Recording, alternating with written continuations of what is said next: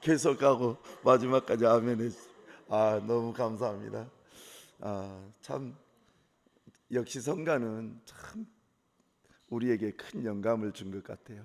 우리 성가대 박수 한번 합시다. 예.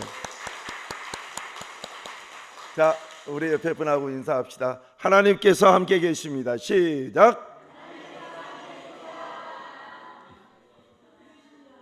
예. 하나님께서 함께 하신 줄로 믿습니다. 오늘은 능력이 있으면 더 좋겠습니다 라는 제목을 가지고 말씀을 드리겠습니다. 우리가 신앙생활을 하면서 말씀을 믿고 또 말씀대로 경건하게 살아가고 하는 것, 그래서 구원의 확신이 있어서 오늘 밤이라도 이 세상을 떠나면 언제든지 천국에 갈 수 있는 믿음, 그것이 있으면 참 좋습니다. 그렇게 신앙을 생활해도 우리는 성경에서 참 훌륭한 사람이다라고 얘기할 수 있을 겁니다. 어제 우리 교회 몇 번 등록하고 몇 번 못 나오셨으나 꾸준히 신방을 받고 또 아드님이 이 어머니 편찮으시고 조금 더 많이 편찮으시고 그러면 꼭 저를 불러서 신방을 하고 해서 은혜를 받고 했던 안준옥 집사님이란 분이 계세요. 올해 87세, 올해 87세를 이렇게 87세인데 토요일 날 신방을 갔어요. 근데 이제 운명을 달리할 날을 맞이할 수밖에 없는 그런 상황이 있었어요. 제가 너무 아프신 분들, 곧 돌아가실 분들, 이런 분들에게 가면 아무 말도 않고 머리에 손을 얹고 왼손이든지 오른손이든지 한 손을 잡고 이렇게 간절히 성령님 임해 주세요. 성령님 기름 부어 주세요. 생명의 주관자이신 성령께서 함께 해 주세요. 그러면서 거의 30분 정도를 아무 말도 안 하고 그냥 그렇게만 해요. 그러면 제 몸도 뜨거워지고 상대방도 몸이 따뜻해지고, 어제도 그분도 몸이 굉장히 차가웠는데 제가 손잡고 기도하는 가운데 몸이 따뜻해지고, 그리고 혀가 말려 들어가서 숨을 거의 쉴 수도 없는 상황 가운데 갔는데 혀가 다시 이렇게 많이 회복이 돼가지고 표현을 최소한 할 수 있는 그런 단계까지 갔어요. 그런데 그분에게 쭉 예수 그리스도에 관한 십자가의 사건을 얘기를 해드리고, 그리고 이것이 임종 예배지 않을까 싶어서 제가 찬송가를 특별히 불러드리겠다고, 그러면서 찬송가를 내 영혼 내 영혼 내 영혼 내 영혼 평안해, 그 찬송을 1절부터 4절까지 오랜만에 솔로를 한번 해봤어요. 그랬더니 이분이 얼마나 좋아지는지 얼굴빛이 확 달라지고, 아들도 며느리는 다른 교회 다니지만은 그분들도 같이 이렇게 따라서 하면서 은혜가 참 많았어요. 그런데 그때에 제가 기도하고 난 뒤에 돌아오면서 생각을 했어요. 내게 성령의 임재가 지금보다도 더 약해서 이분에게 해줄 수 있는 것, 즉 성령과 연관돼서 해줄 수 있는 것 아무것도 없었다면, 즉 말로만 내가 이분에게 예수 믿으십시오, 그리고 하나님께서 함께 하십니다, 이렇게만 얘기했다면 그것도 목사의 일이니까요. 그렇지만은 그것뿐만 아니라 머리에 손을 얹고 손을 잡고 기도할 때에 성령의 뜨거운 불의 역사가 그분에게 임하니까 이분이 느껴요. 제가 오기 전에는 눈도 안 떴는데 성령의 기름 부음을 받고 눈을 막 뜨고 깜빡깜빡하고 소리를 최소한 내려고 노력을 하고 그래요. 그러니까 자녀들이 놀라는 거예요. 어쩌면 이럴 수가 있느냐는 거예요. 자기들이 왔을 때는 눈도 안 뜨시던 어머니가 성령의 기름 부으심 앞에서 이분이 눈을 뜨고 막 뭔가 말을 하려고 하고 눈도 정말 초롱초롱하게 뜬 거예요. 그러니 얼마나 자녀들이 좋았을까요? 돌아오면서 하나님 앞에 감사 기도를 했어요. 하나님, 종에게 성령의 기름을 부어주셔서 주의 백성들을 마지막 주님 전에 가는 그분에게 하나님의 살아계심을 체험케 해드려서 하나님 감사합니다. 주의 종이 가장 귀하게 느껴진 때가 언제냐? 사람이 죽음 앞에서예요. 죽음 앞에서 있는 그에게 주의 종이 가서 하나님의 말씀을 선포하고 그를 위해서 축복하는 것은 너무너무 귀한 거예요. 정말 정말 귀한 거예요. 하나님 앞에 어제 그 신방을 갔다 오고 난 뒤에 하나님 앞에 그저 감사해서 하나님 감사합니다. 감사합니다. 오늘 이 성경은 하나님의 나라는, 자 20절 같이 읽어봅시다. 시작. 하나님의 나라는 말에 있지 아니하고 오직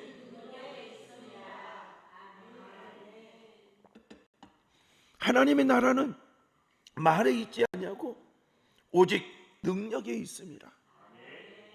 그런데 사도 바울이 이 말을 할 때에는 이유가 있었어요. 이 성경을 여러분들 아신 분은 아니 왜 뜬금없이 이 말씀이 나왔나? 이렇게 질문을 할 수 있는 이 성경 구절이 저 부분이에요. 우리는 저 성경 구절 한 절만 가지고 하나님의 나라는 말에 있지 아니하고 오직 능력에 있음이라 암송을 하고 믿습니다 할지 몰라도 이 성경의 배경에는 저 말이 원래는 없어야 되는 거예요. 그런데 저 말이 있었던 것은 이런 내용 때문에요. 여러분들이 고린도전서 2장 3장을 이렇게 읽다 보면 고린도 교회가 성령의 여러 가지 예수님에 대한 여러 가지 잘못된 생각, 잘못된 말들, 잘못된 해석들, 이걸 통해서 줄을 서기 시작했어요. 나는 개바파, 나는 그리스도파, 나는 또 다른 파, 그러면서 이렇게 줄을 서는 거예요. 그러면서 신앙 안에서 오직 예수 그리스도를 믿을 때에만 구원을 얻는데 예수 말고 다른 누군가에게 줄을 서려고 할 때에 사도 바울이 진짜 우리에게 예수 구원을 주시는 분은 누구냐? 게바냐? 즉 베드로냐? 아니라는 거예요. 나 바울 아니라는 거예요. 그러면 누구냐? 바로 우리에게 구원을 주시는 이는 예수 그리스도뿐이다. 그러니 그분을 우리는 믿어야 된다. 그러면서 이렇게 했지만 아무리 바른 신앙의 얘기를 한다 할지라도 사람의 머리에 한번 딱 박힌 그러한 이성적인 생각은 쉽게 바꿔지질 않는 거예요. 내가 예수님 안 믿어? 그래도 나는 바울파야, 나는 게바파야, 베드로파야, 나는 그리스도파야, 이렇게 얘기를 하죠. 우리 지금 한국에 수많은 교단이 있잖아요. 우리 장로교 교단만 해도 65개예요. 65개. 여러분 그렇잖아요. 그들에게도 물어보면 나는 예수를 믿어, 나는 성령을 믿어, 나는 하나님을 믿어, 나는 성경을 믿어 하면서도 이렇게 65개나 분리되어 있는 그런 것이 지금 우리 한국교회 장로교회 현실이에요. 그런데 이 고린도 교회에서는 숫자는 우리 교회 정도 숫자인데 사람들이 그렇게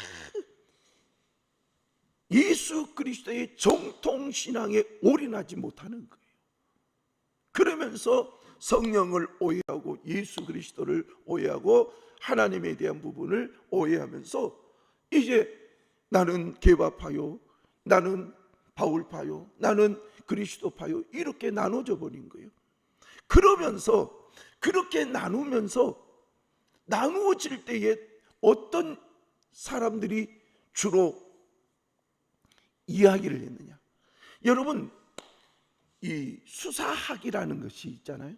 이 수사학이라는 것은 뭐냐면은 연설가의 기술, 말을 잘하는 학문, 단순히 말을 아름답게 꾸미는 것을 넘어 설득력 있는 메시지를 전달하기 위한 언어적, 논리적 기법을 포괄하는 그런 내용을 배우고 익히고 하는 것을 수사학이라고 그래요. 그런데 당시에는 그런 말들을 잘하는 말쟁이들이 있었다는 거예요. 그래서 교회가 순수한 믿음을 가지고는 있지만 또 다른 형태의 이 분파가 생겨나고, 그래가지고 참 어려운 상황 가운데 있을 그때에 때로는 어떤 사람이 나는 진짜 예수를 믿는다고 하지만 예수를 믿는 흔적이 나오지 않은 그에게 사도 바울은 오늘 뭐라고 하느냐?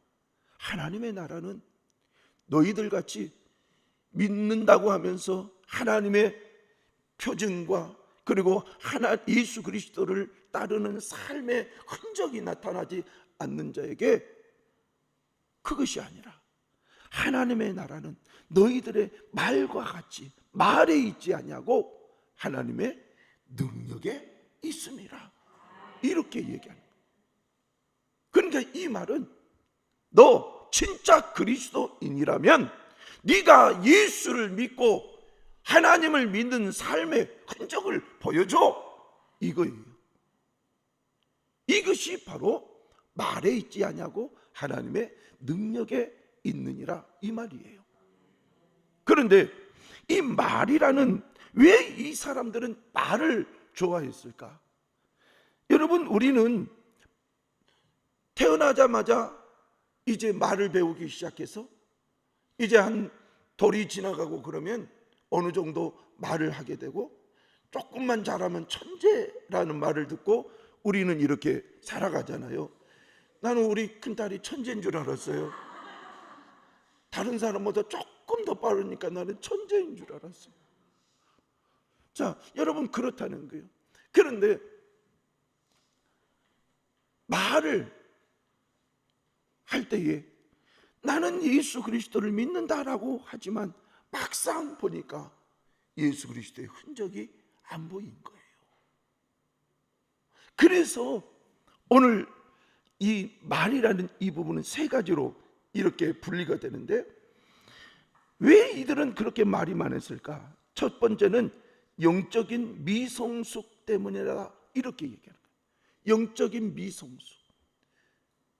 하나님에 대해서 더 알지 못하니까, 성령에 대해서 더 알지 못하니까 내가 알고 있는 세상적 지식으로 막 표현을 하려고 하다 보니까 교회가 영적인 분란이 일어나는 거예요.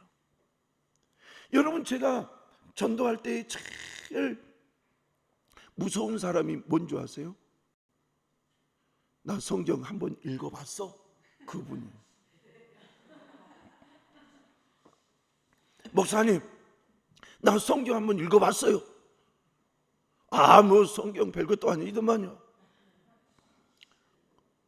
한번 읽어보고 다 아는 것처럼 얘기하는 거예요. 저는 신학을 했잖아요. 그리고 일평생 목회를 하면서 수많은 주석들을 봤잖아요. 그러면서 이렇게 다진 제 앞에서 나 한번 읽어봤어요. 이러면서 자기가 아는 것처럼. 여러분, 그러면 그래요. 그래도 예수 믿어야 됩니다. 선생님, 그래도 예수 믿어야 됩니다. 그러고 돌아오는 거예요. 여러분, 영적 미성숙 때문에 자꾸 나타난 것이 뭐냐? 자기 자랑. 성경의 본질과 예수님의 본질, 성령의 본질과 상관없는 것들을 자꾸 얘기하는 거예요. 그런데 말을 너무 잘하니까 꼭 그런 것 같은 거예요. 그런 것 같아요. 저는, 그리고 저나 여러분들은 그런 것 같은 말을 하는 사람이 아니라 하나님의 말씀이 여러분의 삶에 나타나시기를 축원합니다. 신앙생활하면서 하나님의 말씀이 내 삶에 나타나지도 않고 내 생각에서도 해석되어지지도 않고 그냥 내 마음대로 해석하는 그런 삶이 아니라 진짜 하나님의 말씀이, 그리고 예수 그리스도의 십자가의 사건이 여러분의 인생의 사건이 돼서 예수 닮은 흔적이 나오고 성령의 역사하심이 나오는 그러한 일이 있기를 축원합니다. 두 번째로는 고린도 교회는 도덕적 타락이었어요. 문화 자체가 도덕적으로 많이 타락할 수밖에 없는 그런 지역이었고, 그래서 음행, 근친상간, 간음, 심각한 윤리적인 문제들이 있었어요. 그런데 그것들을 덮고 교회에 왔으니 그것을 알게 된 사도 바울은 그런 부분에서 지적할 수밖에 없었어요. 그러다 보니까 사람들은, 또 말을 잘하는 사람들은 자기를 변명하기 위해서 막 얘기했을 거 아니에요. 그러다 보니 교회가 어려움 속에 있는 거예요. 그리고 법정 소송과 경제적인 문제를 가지고 교회에 들어오는 거예요. 세상에서는 조금만 어쩌면 법이요 이래잖아요. 그러면서 근데 교회 안에서도 우리가 서로 사랑하고 이해하고 포용하고 이런 예수 그리스도의 기본 사상이 어디로 가버리는 거예요. 그래서 초대교회, 고린도 교회 성도들끼리 서로 싸움을 해가지고 분쟁, 이 재판장에 가서 고발이 막 일어나는 거예요. 그러니까 교회가 얼마나 시끄럽겠어요. 우리 한국교회도, 우리 교단도 9월 총회만 되면 각 교회에서 총회로 교회 성도들이 올라와요. 그리고 때로는 목사들이 올라와요. 와가지고 이건 불합리합니다, 불합리합니다, 막 이렇게 얘기해요. 결국 총회 재판국에서 재판을 해주지만 내 마음에 안 들면, 내가 원하는 대로 안 되면 또 세상의 법정에 또 고소를 해버리는 거예요. 여러분, 이것이 이런 형태가 있어서 고린도 교회는 늘 진짜 예수를 믿는가? 이 질문을 할 수밖에 없는 상황들이 고린도 교회 안에 많이 있었다는 거예요. 특별히 하나님의 일꾼이라고 하는 사람들이 정말 하나님 보시기에 합당한 삶을 살지 못함으로 인해서 그들은 자기 변명에 급급하다 보니까 말을 너무 잘하기에 사람들이 그럴 수도 있지. 그러나 순수한 복음의 열정을 가지고 있는 사도 바울에게는 그것이 통하지가 않았어요. 그래서 고린도전서 1장, 2장, 3장, 4장, 8장 계속 읽어보면 고린도 교회의 문제에 대해서 계속 얘기하고 있는 거예요. 자, 그래서 오늘 저는 이런 문제가 있음으로 인해서 발생된 고린도 교회의 여러 가지 일들 중에서 모든 것이 무엇으로부터 출발되었느냐? 바로 말이었다라는 거예요. 말로부터 시작된 거. 자기를 변명하기 위해서 말을 시작하고 자기의 이론을 더 앞세우기 위해서 말을 하다 보니까 시작도 말이요, 중간도 말이요, 마지막도 말이요. 그런데 그렇게 말을 하는 그들의 삶에는 예수의 흔적이 없는 거예요. 하나님의 능력이 없는 거예요. 그랬을 때에 고린도 교회 일꾼들에게, 특별히 사도 바울을 또 비아냥거리면서 했던 그런 일꾼들에게 뭐라고 하느냐? 하나님의 나라는 말에 있지 아니하고 오직 능력에 있음이라, 이렇게 얘기한 거예요. 여러분, 저는 여러분들이 말씀만 믿고 살아도 훌륭해요. 그렇지만 능력이 나타났으면 더 좋겠습니다. 예수의 흔적을 통해서 내 인격이 변하고, 예수의 흔적 때문에 하나님의 나라를 분명하게 알고, 예수의 흔적 때문에 하나님을 더 멋지게 섬길 줄 아는 흔적이 있는 성도님들 되시기를 축복합니다. 그러면 하나님의 나라는 뭐냐라는 거예요. 하나님의 나라는 말에 있지 아니하고 오직 능력에 있습니다. 그랬는데 하나님의 나라가 뭐냐는 거예요. 하나님의 나라.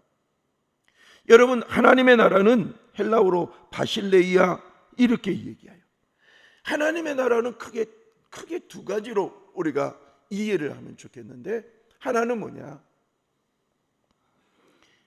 예수님께서 부활 승천하시고, 그리고 하나님의 때에 인간을 심판하시기 위해서 재림하시고 난 뒤에 모든 예수 그리스도를 믿는 자들을 영원한 아버지 하나님의 집 천국으로 인도해 가는, 이것을 하나님의 나라라, 이것이 첫 번째예요. 그러면 두 번째는 뭐냐? 현실적 개념이에요. 방금 전에 말씀드렸던 그것은 앞으로 미래적 개념이고, 종말론적 개념이라면 오늘 지금 제가 말씀드린 것은 현실적 개념이에요.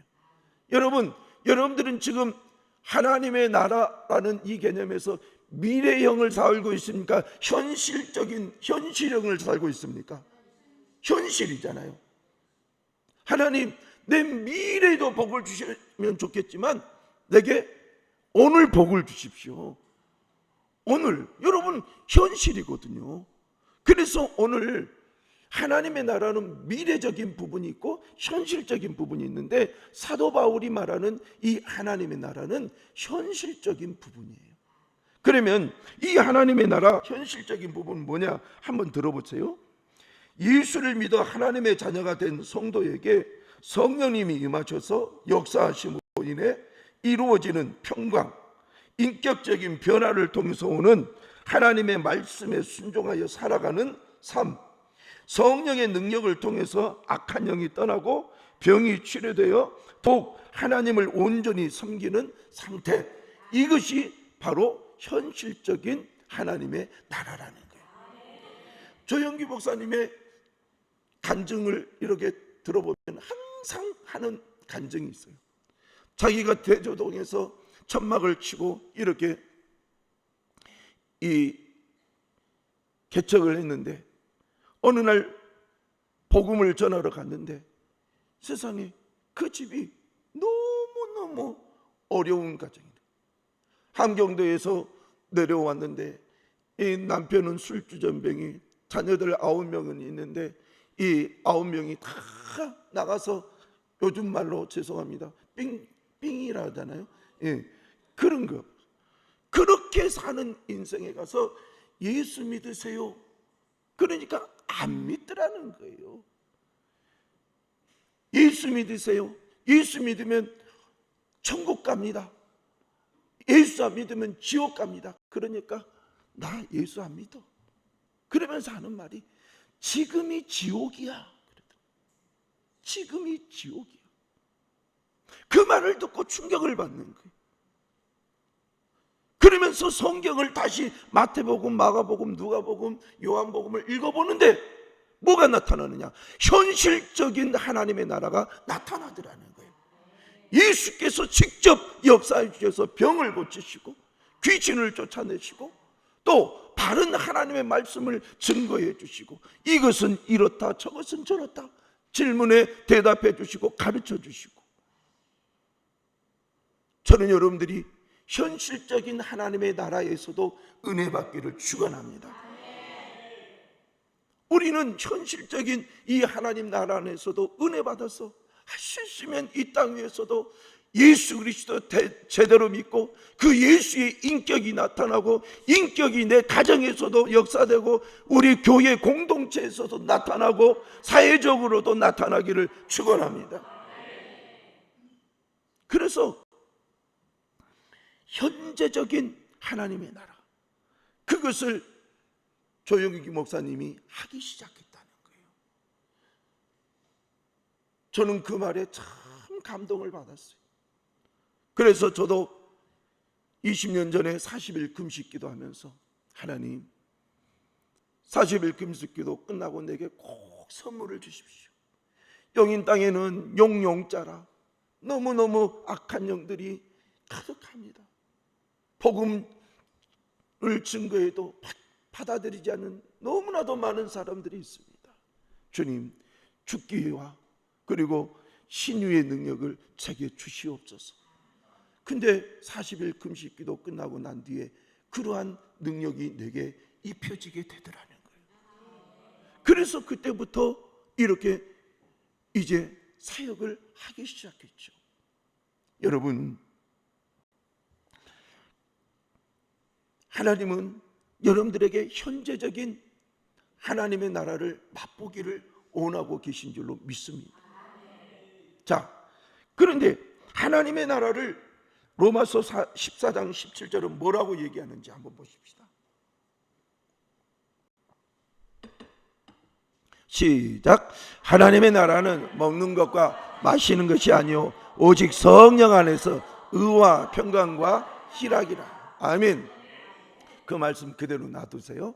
하나님의 나라는 먹는 것이 아니라는 거예요. 마시는 것이 아니라는 거예요. 그럼 뭐냐? 오직 성령 안에서. 누구 안에서? 여러분, 주로 성경은 예수 안에서라는 말을 쓰잖아요. 그러나 오늘 이 성경은 누구 안에서? 성령 안에서. 왜냐? 역사하시는 그 부분이 누구시기에? 성령이니까. 그래서 사도 바울은 이 부분을 예수 안에서라는 말도 쓰지만 성령 안에서라는 말을 곧잘 쓰십니다. 그래서 예수를 믿는 우리에게 성령이 역사하시면 어떻게 되느냐? 의와 평강과 희락이 넘칠 거라는 거예요. 그러면 의라는 것이 뭐냐? 하나님의 뜻을 따라 옳고 바른 삶을 살아가는 삶을 얘기해요. 우리가 예수를 믿어도 세상의 삶 따로 교회 신앙 따로 잃어버리면 안 된다는 거예요.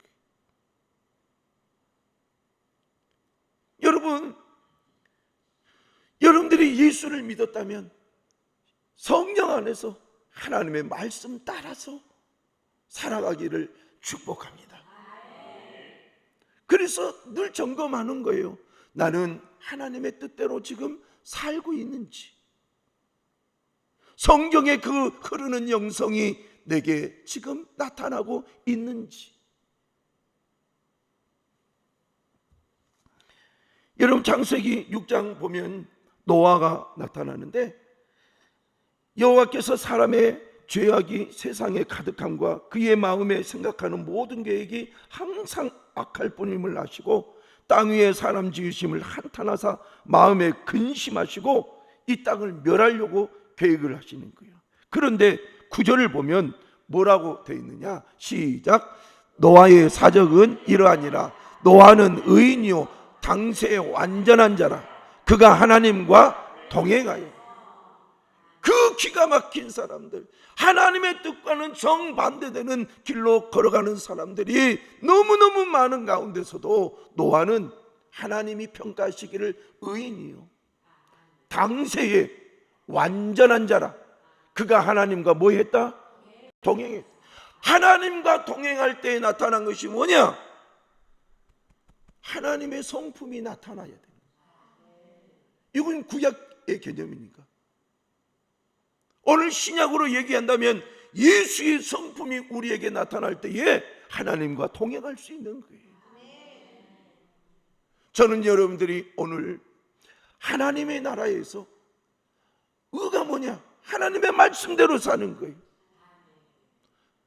여러분, 나는 어쩔 수 없어 라고 하지 말고 내가 한 번이라도 더 하나님의 말씀을 지켜보고자 애를 쓰는 분이 되기를 바랍니다. 하나님의 말씀을 내가 한 번 더 지켜보자는 거예요. 한 번 더. 늘 세상에 벗됨에서 사는데 교회를 다녀도 세상의 벗됨으로 인해서 전혀 고쳐지지 않는다면 내가 믿고 있는 예수는 뭐냐는 거예요. 내가 믿고 있는 예수는 나에게 변화 한 번도 못 시켜주는 그런 분이냐? 아니라는 거예요. 그래서 성령 안에서 여러분들이 변화되기를 바랍니다. 그래서 하나님의 말씀을 하나라도 더 지키며 살아가는 거예요. 민수기 14장 24절은 이렇게 말씀을 하시죠. 시작. 오직 내 종 갈렙은 그 마음이 그들과 달라서 나를 온전히 쫓았은즉 그의 갔던 땅으로 내가 그를 인도하여 드리리. 그 자손이 그 땅을 찾아. 갈렙은 하나님 앞에서 불순종했던 그들의 마음과 달랐다라는 거예요. 갈렙은 어떻게 해서라도 하나님의 말씀을 지켜보려고 애를 썼다는 거예요. 다 같이 아멘. 어떻게 해서라도 하나님의 말씀을 지켜보려고. 그것이 영성 아닐까요? 여러분, 영성은요, 하나님의 말씀 따라서 한 번이라도 더 지켜보려고 할 때에 영성이 나타나는 거예요.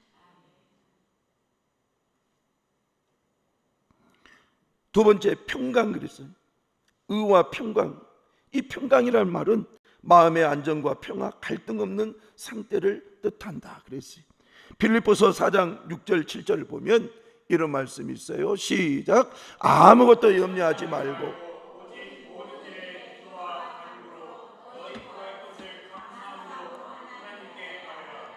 그리하면 모든 지각에 뛰어난 하나님의 평강이